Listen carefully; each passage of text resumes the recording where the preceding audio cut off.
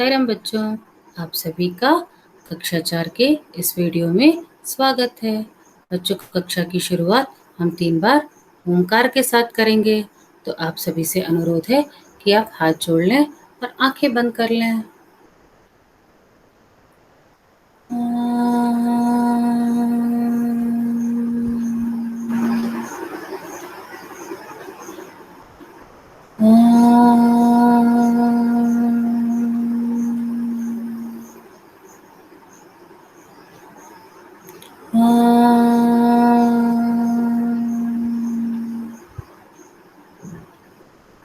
साई राम बच्चों, अब तक हमने नाव बनाओ कविता में से कठिन शब्दार्थ पढ़े। अब आगे का व्याकरण पढ़ेंगे।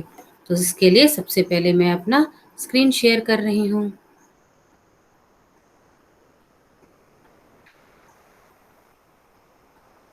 बच्चों, मैंने अपना स्क्रीन शेयर कर दिया है।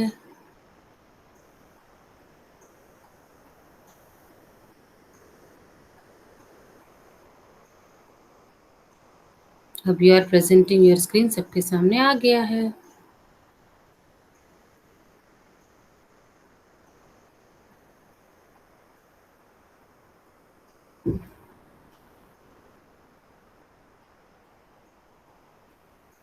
अब बच्चों, सबसे पहले हम पढ़ेंगे विलोम शब्द।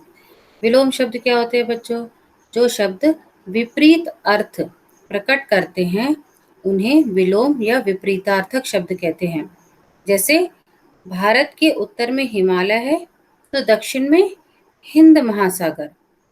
उपर्युक्त वाक्य में आए उत्तर और दक्षिण शब्द एक दूसरे के विपरीत विपरीत मतलब उल्टे अर्थ प्रकट कर रहे हैं, अतः ये विपरीतार्थक या विलोम शब्द हैं।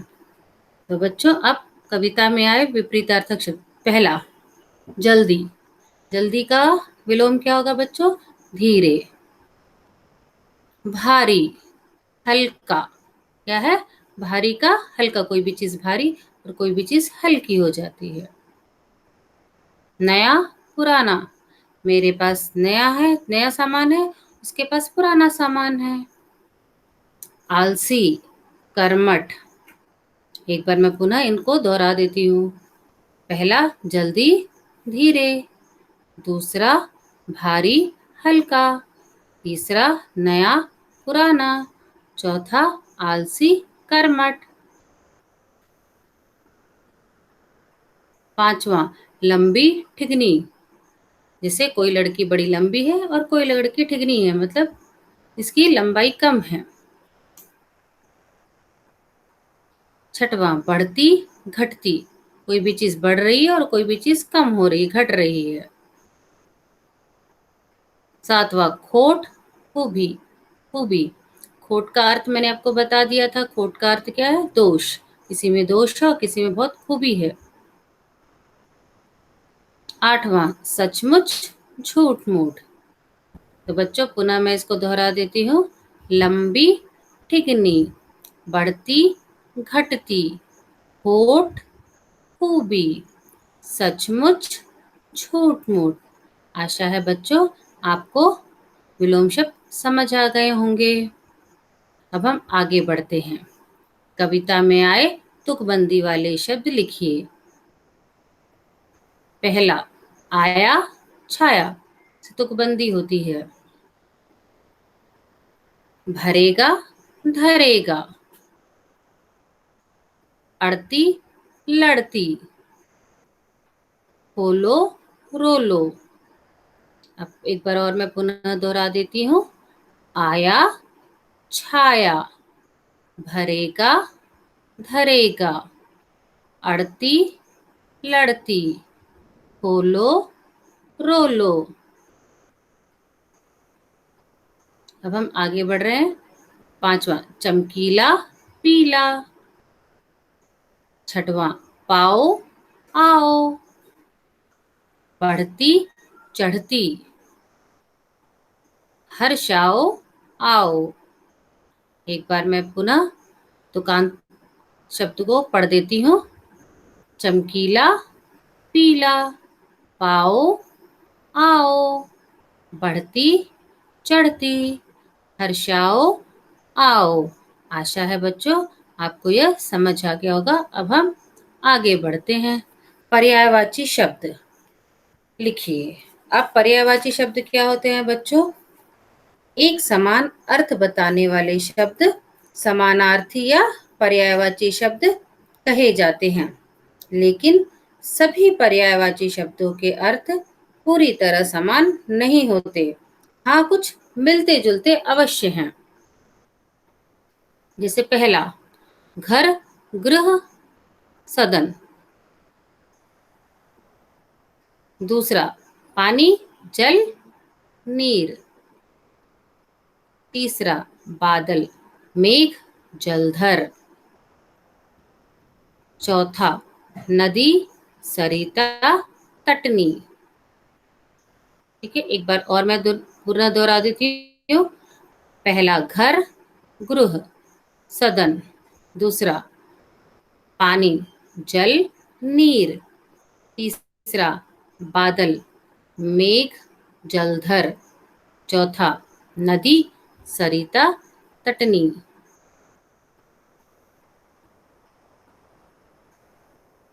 पांचवा, नाव। नाव का क्या है? पर्यायवाची नौका, जलयान। छठवां, आंख का, नेत्र, नयन। सातवां, हाथ का, हस्त और कर। क्या है? हस्त और कर। आठवां, जल्दी, शीघ्र, तुरंत। क्या है? शीघ्र, तुरंत। एक बार मैं पुनः दोहरा देती हूँ। नाव का, नौका, जलयान। आंख का, नेत्र, नयन। हाथ का, हस्त, कर। जल्दी का, शीघ्र, तुरंत। आशा है बच्चों आपको पर्यायवाची समझ आ गए होंगे। अब हम आगे बढ़ते हैं। वे पंक्तियां लिखिए जिनमें यह बात कही गई है। आपको कुछ वाक्य दिए गए हैं। वाक्यों के आधार पर आपको कविता में से पंक्तियां ढूंढ करके लिखनी है। जैसे, जिसमें भाई को बुलाकर नाव बनाने की बात कही गई है। तो किसमें भाई को बुलाकर नाव बनाने की बात कही गई है?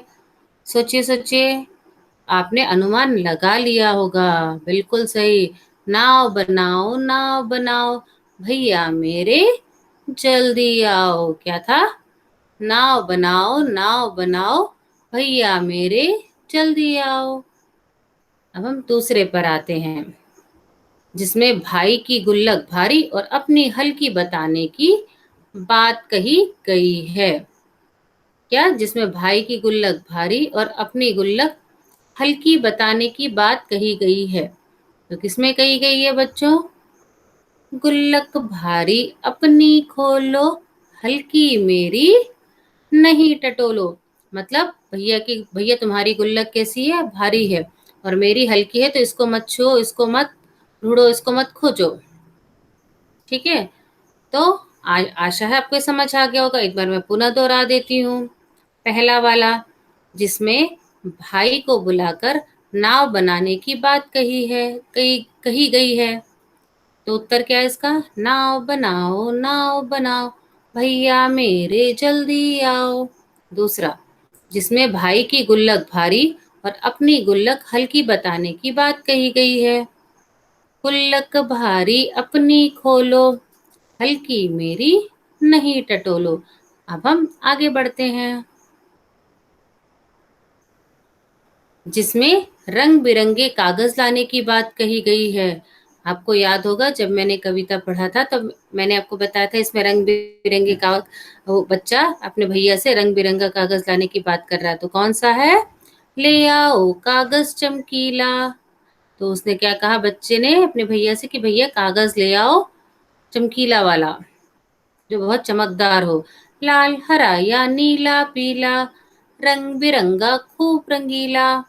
इसमें बच्चा क्या कह रहा है अपने भैया से कि भैया आप बाजार से मेरे लिए रंग बिरंगा कागज ले आओ। तो कौन से किन पंक्तियों में कहा गया है कि ले आओ कागज चमकीला, लाल, हरा या नीला, पीला, रंग बिरंगा खूब रंगीला।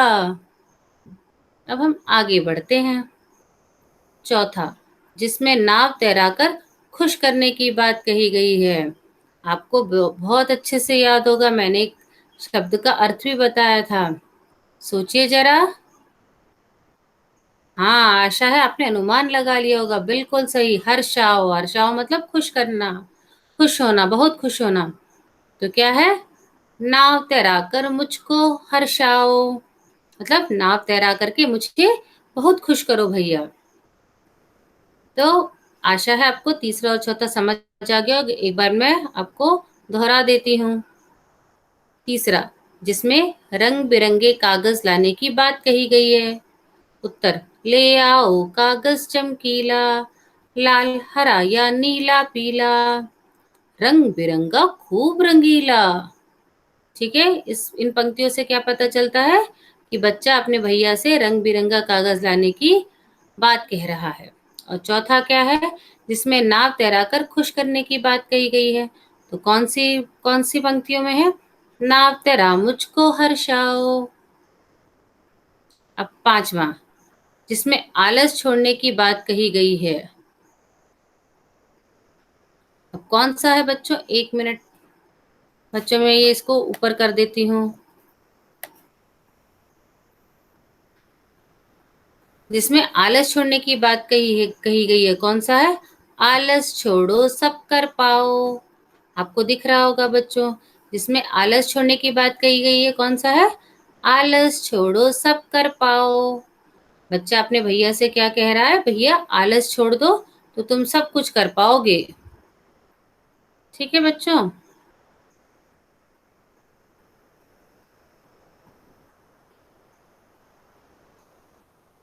एक बार मैं पुनः इसको दोहरा देती हूँ, तीसरे से लेकर के पांचवे तक। जिसमें रंग बिरंगे कागज लाने की बात कही गई है, वह कौन सी पंक्तियां बच्चों? ले आओ कागज चमकीला, लाल हरा या नीला पीला, रंग बिरंगा खूब रंगीला। और चौथा, जिसमें नाव तैराकर खुश करने की बात कही गई है, कौन सा है बच्चों? नाव तैरा मुझको हर्षाओ। पांचवा, जिसमें आलस छोड़ने की बात कही गई है, कौन सा है? आलस छोड़ो सब कर पाओ। आशा है बच्चों आपको ये समझ आ गया होगा। अब एक गतिविधि है आपके लिए, एक एक्टिविटी है जिसको आपको करना है। आपने पहले भी बरसात पर कभी कोई कविता या लोकगीत सुना होगा, आपने उसे लिखना है आपको। अगर आपने कोई कविता या लोकगीत नहीं सुना है तो आपको एक काम करना है, आपको एक स्वरचित कविता लिखनी है। ठीक है, आप खुद कविता एक बनाइए बरसात पर और उसको लिखिए। ठीक है बच्चों, क्योंकि बरसात का मौसम है तो आपको बरसात के मौसम में एक अच्छी सी कविता लिखनी है। आप अपनी लिखें तो बहुत अच्छी बात है, और अगर आपको कोई कोई याद हो कविता तो उसको भी आप लिख सकते हैं। तो बच्चों, आज का वीडियो यहीं समाप्त होता है। शेष अगले वीडियो में। तब तक के लिए बच्चों, साई राम।